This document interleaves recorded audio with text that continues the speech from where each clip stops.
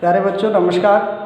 पिछले वीडियो में आपने धावन सोडा बनाने की विधि और उसका निर्माण कैसे करते हैं ये सीखा था, और आज के इस वीडियो में आप जानेंगे कि धावन सोडा के रासायनिक गुण क्या है और उसके बाद हम उसके उपयोगों के बारे में भी जानेंगे। तो बच्चों हम आज स्टार्ट करते हैं। धावन सोडा के रासायनिक गुण क्या है। कॉपी पेंसिल निकाल लीजिए अपनी और तैयार हो जाइए।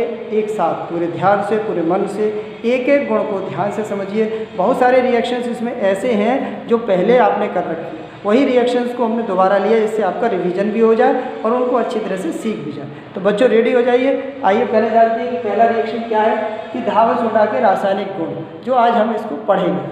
और धावन सोडा के रासायनिक गुण में सबसे पहले हमने क्या रासायनिक गुण पढ़ना है कि किसी भी लवण के ऊपर ऊष्मा का क्या प्रभाव पड़ता है। तो प्यारे बच्चों, ऊष्मा का धावन सोडा पर क्या प्रभाव पड़ता है ये जानने का प्रयास करिए कि ऊष्मा का क्या प्रभाव पड़ता है। गर्म करने पर जब धावन सोडा को हम गर्म करते हैं तो यह श्वेत चूर्ण में परिवर्तित हो जाता है, अर्थात सफ़ेद चूर्ण में बदल जाता है। धावन सोडा को गर्म करने पर यह श्वेत चूर्ण में परिवर्तित हो जाता है। कैसे, इसका रिएक्शन क्या है, ये वही चीज़ है जो अभी हमने आपको पिछले वीडियो में बताई थी। वही चीज़ यहाँ पर समीकरण के माध्यम से इसको समझ लीजिए। Na2CO3 10H2O, ये क्या है हमारा धावन सोडा का सूत्र। और वायु में खुला छोड़ने पर, सबसे पहले हमने इसको हवा में खुला छोड़ दिया। खुला छोड़ने पर क्या होगा, हमने आपको बताया था इसमें से 9 जल के अणु निकल जाते हैं, बाहर निकल जाते हैं। तो Na2CO3 में से 9 निकल गए, एक रह गया H2O, और 9 जो निकल गए वो हमने अलग लिख दिए 9H2O। ये 9 अणु जल के अलग निकल जाते हैं और एक अणु जल का किसके साथ रहता है, सोडियम कार्बोनेट के साथ रहता है। इस तरह से ये अभिक्रिया होती है। अब ये जो एक रह गया इसको भी हम फिर गर्म करेंगे। तो देखो Na2CO3H2O जो एक अणु रह गया है अभी इसमें जो क्रिस्टल के साथ जल का, इसको जब गर्म करेंगे तो ये अणु भी पानी का इसमें से निकल जाएगा और क्या रह जाएगा, Na2CO3, और पानी का जो अणु था, जल का जो अणु था वो निकल गया बाहर, H2O बाहर हो गया। तो अब क्या बचा, इस Na2CO3 को हम क्या कहेंगे बेटा, ये वही है निर्जल सोडियम कार्बोनेट जिसमें जल बिल्कुल भी नहीं है। अब चलते हैं दूसरे के, ये ऊष्मा का प्रभाव। अब जानते हैं कि सोडियम कार्बोनेट पर कार्बन डाइऑक्साइड गैस का क्या प्रभाव पड़ता है।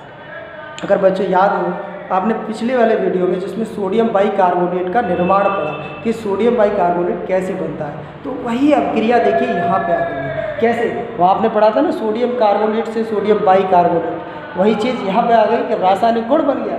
वही अभिक्रिया यहाँ रासायनिक गुण के रूप में आपके सामने आ रही है कि कार्बन डाइऑक्साइड के साथ अभिक्रिया किसकी, सोडियम कार्बोनेट की। धावन सोडा जो हमारा है सोडियम कार्बोनेट है के जलीय विलयन में कार्बन डाइऑक्साइड गैस प्रवाहित करने पर सोडियम बाइकार्बोनेट बनता है। बच्चों देखिए, सोडियम बाइकार्बोनेट के निर्माण में आपने पढ़ा था, वही एक रिएक्शन आपने वहाँ याद की है, तो वही रिएक्शन, वही चीज़ यहाँ भी आपको एक याद हो गई। एक चीज़ हमने वहाँ याद की तो यहाँ भी याद हो गई। यही समझने की बात है कि एक रिएक्शंस कई जगह पर आपको तैयार हो जाती है और पढ़ाई यही है। एक बार तैयार करो, आगे के लिए तैयार है हमारी, तो डरने की ज़रूरत नहीं है बिल्कुल भी रसायन विज्ञान से। रसायन विज्ञान को पूरा मन से पढ़िए, एक बार चीज़ों को समझिए, अच्छी तरह से वो चीज़ आपके दिमाग में उतर जाएंगी और हमेशा के लिए याद हो जाएगी। कैसे, देखो Na2CO3 मैंने समीकरण को फिर दोहराया है, याद भी हो जाएगा। सोडियम कार्बोनेट का ये सूत्र जिसके साथ क्या था कि जलीय विलयन में यानी H2O और कार्बन डाई गैस प्रवाहित करने पर क्या बन रहा है, ट्वाइस NaHCO3। NaHCO3 फिर वही आ गया Na sodium, H hydrogen, CO3 carbonate, तो क्या नाम बन गया, सोडियम हाइड्रोजन कार्बोनेट। और इसी का दूसरा नाम क्या हो गया, सोडियम बाइकार्बोनेट। और इसी का एक और नाम याद हो, खाने का सोडा, जो हमने पढ़ा था। तो ये आपका यहाँ पे बन जाता है। अब तीसरे रासायनिक गुण की बात करते हैं कि यही धावन सोडा किसके साथ, जल के साथ क्या अभिक्रिया करता है। पानी में घोलने पर क्या होता है वो जानते हैं कि जल से अभिक्रिया कैसे करता है। यह जल अपघटित होकर, यानी जब पानी में घोलती है तो ये उसका अपघटन हो जाता है, अपने अपने अवयवों में बढ़ जाता है। क्या देता है, ये क्षारीय विलयन देता है। एक क्षारीय विलयन देता है जिसमें क्षार मौजूद है। क्षार हमने पढ़ी है, कौन सा क्षार, कास्टिक सोडा। तो यहाँ कास्टिक सोडा मिलेगा। बहुत सुंदर। देखिए कैसे Na2CO3, ये सोडियम कार्बोनेट का सूत्र Na2CO3 किसके साथ अभिक्रिया, जल के साथ अभिक्रिया कर रहा है, क्योंकि हम जल के साथ देख रहे हैं। तो हमने क्या लिया H2O, और H2O के साथ अभिक्रिया करके क्या बनाएगा, क्षारीय विलयन। तो यहाँ क्षार बनाएगा, और क्षार क्या है, NaOH, यहाँ पर NaOH बनाएगा और H2CO3 ये अलग बन जाएगा। अब ये NaOH कैसे बन गया, देखो यहाँ से Na निकला, इसमें से OH निकला, और दोनों से मिल गया, क्या बन गया, NaOH। ये कास्टिक सोडा बन जाता है। धावन सोडा के रासायनिक गुण में अब जानते हैं कि अम्ल से अभिक्रिया किस प्रकार होती है, यानी कि अम्लों से धावन सोडा किस प्रकार अभिक्रिया करता है, उसको देखें कि अम्ल से अभिक्रिया करने पर यह लवण और जल बनाता है। यानी धावन सोडा अम्ल से अभिक्रिया करने पर लवण और जल बनाता है, और साथ में क्या मुक्त होता है, कार्बन डाइऑक्साइड गैस यहाँ मुक्त होती है, CO2 मुक्त होती है। ये स्पष्ट हो बेटा। अब इसकी रिएक्शन क्या है, समीकरण क्या है, इसको देख लें। Na2CO3 ये है सोडियम कार्बोनेट, Na2CO3 जो जिसके रासायनिक गुणों का अध्ययन कर रहे हैं, प्लस अम्ल क्या लिया हमने, यहाँ पर अम्ल लिया है H2SO4, ये सल्फ्यूरिक अम्ल है हमारा। सल्फ्यूरिक अम्ल के साथ अभिक्रिया करके क्या बना रहा है, लवण बना रहा है। तो सबसे पहले कौन सा लवण बनना है, देखिए Na2SO4, ये सोडियम सल्फेट ये लवण बना रहा है। साथ में क्या है, जल, साथ में जल बना रहा है, और क्या बना रहा है, कार्बन डाइऑक्साइड गैस बना रहा है, जो यहाँ मुक्त हो रही है। तो ये इक्वेशन कैसे चल रही है, इसको आप थोड़ा सा गौर से देखिए। तो Na2 एज है Na2। अब यहाँ देखिए, इधर से सल्फेट मूलक और इधर से सोडियम, इधर से सल्फेट मूलक और इधर से सोडियम।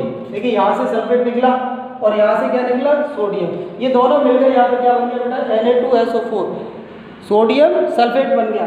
अब अंदर क्या रहेगा, देखो H2O, यानी H2 यहाँ से और O3 में से एक ऑक्सीजन यहाँ बनेगा, जल बना देगा, शेष रह गया यहाँ पर CO2, जो यहाँ कार्बन डाइऑक्साइड गैस मुक्त हो जाती है। ये रासायनिक समीकरण हुआ हमारा अम्ल से अभिक्रिया का।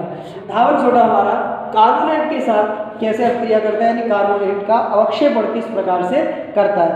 विलेय धातु लवण, जो विलेय धातु लवण है, ऐसे लवण जो जल में विलय हो जाते, घुल जाते, विलेय धातु लवण सोडियम कार्बोनेट के साथ, किसके साथ, सोडियम कार्बोनेट के साथ अविलेय धातु कार्बोनेट के रूप में, यानी अविलेय मीन्स जो जल में न घुले, ऐसे धातु कार्बोनेट के रूप में अवक्षेपित हो जाता है।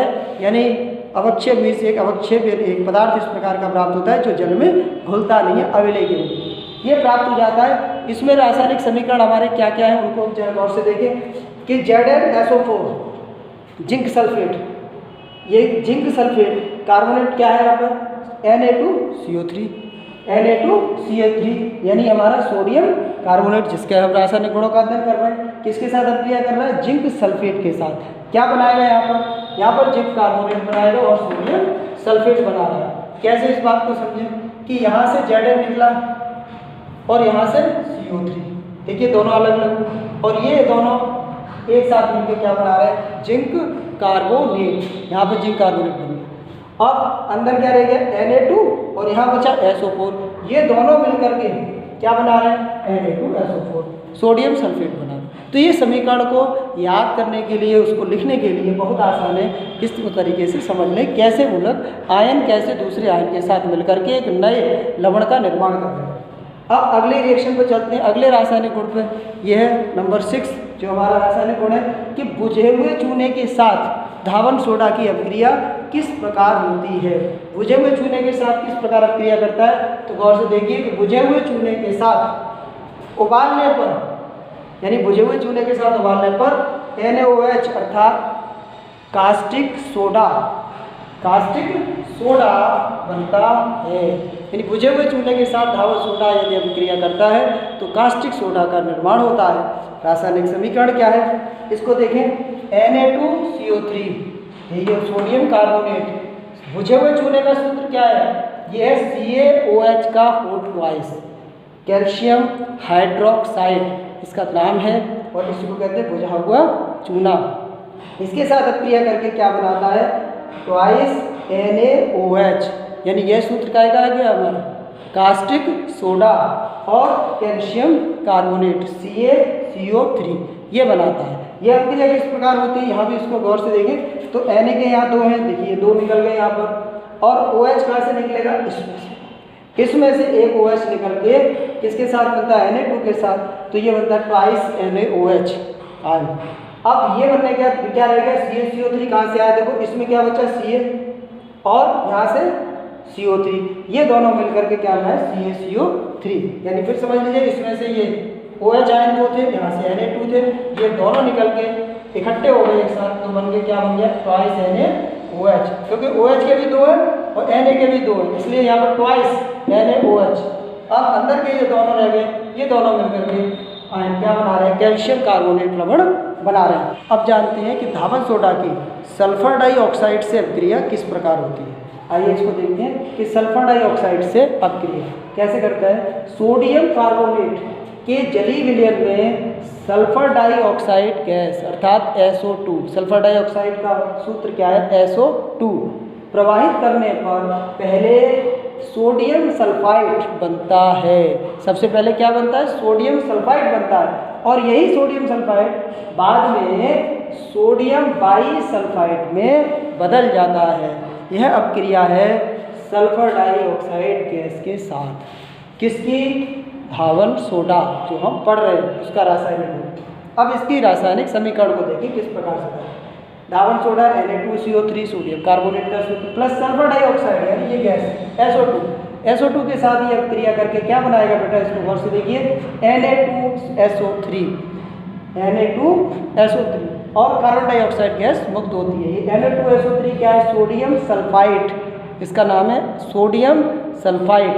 अब ये कैसे हो रही रिएक्शन, इसको देखें, इधर से हमारा Na2, देखिए Na2, और इधर से SO3 यानी S तो है, ऑक्सीजन के 3 आ गए, कहाँ से आ गए, देखो ऑक्सीजन के 3, 2 यहाँ है 3 यहाँ, 3 तो 5, इनमें से 3 यहाँ पे चले गए तो SO3 बन गया, और कार्बन के साथ ऑक्सीजन के केवल 2 रह गए तो क्या बन गया कार्बन डाइऑक्साइड। ये गैस यहाँ बन जाती है। इस तरह से क्या मिला हमारे पास, सोडियम सल्फाइड मिल गया Na2SO3। ये सोडियम सल्फाइड पुनः रिएक्शन करता है, पुनः अभिक्रिया करते हैं जल के साथ, और फिर इसमें जलीय विलयन मिला, और इस जलीय विलयन में सल्फर डाइऑक्साइड गैस और प्रवाहित करते हैं। तो अभिक्रिया क्या होती है, Na2SO3 प्लस H2O, और इसमें सल्फर डाई गैस और प्रवाहित की जाएगी, इसीलिए SO2 लिखा है। प्रवाहित करने पर क्या बनता है, सोडियम बाईसल्फाइड। देखो फिर इसके नाम को ध्यान से पढ़ना बच्चों, ट्वाइस Na, ये क्या है Na, सोडियम, H फिर वही आ गया हाइड्रोजन या बाई, सोडियम बाई, और SO3 सल्फाइड बनाता है, ये मूलक है हमारा।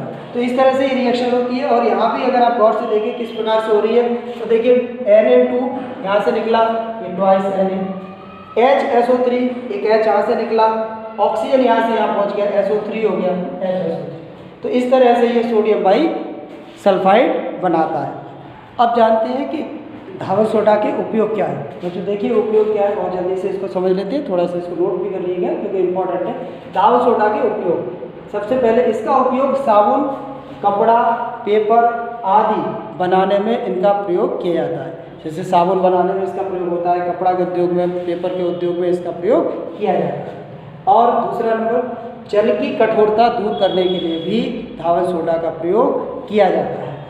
तीसरा पॉइंट, कास्टिक सोडा व सोडियम बाइकार्बोनेट के निर्माण में भी इसका प्रयोग किया जाता है। ये आपने रासायनिक गुणों में इसको पढ़ा है कि किस तरह से कास्टिक सोडा और सोडियम बाइकार्बोनेट का निर्माण धावन सोडा से हम कर सकते हैं। तो इसका प्रयोग कास्टिक सोडा और सोडियम बाइकार्बोनेट के निर्माण में भी किया जाता है। चौथा पॉइंट, यह कपड़ा धोने या अन्य वस्तुओं को साफ करने के काम में भी प्रयोग में लाया जाता है। और अंत में इसका प्रयोग आग बुझाने में भी किया जाता है। तो इस पूरे वीडियो में आपने जाना कि धावन सोडा के रासायनिक गुण क्या है और रासायनिक गुणों के साथ धावन सोडा के उपयोग क्या है। प्यारे बच्चों, आज के वीडियो में इतना ही। उम्मीद है कि आपको ये वीडियो समझ में आया होगा, धावन सोडा आपने अच्छी तरह समझ लिया होगा। आपको ये वीडियो अच्छा लगा हो तो इसे लाइक एंड शेयर अवश्य करें, और चैनल अभी तक सब्सक्राइब नहीं किया है तो ऐसे ही वीडियो और देखने के लिए चैनल को ज़रूर सब्सक्राइब कर लें, जिससे कि आपको वीडियो आगे मिलते रहें। Thank you very much.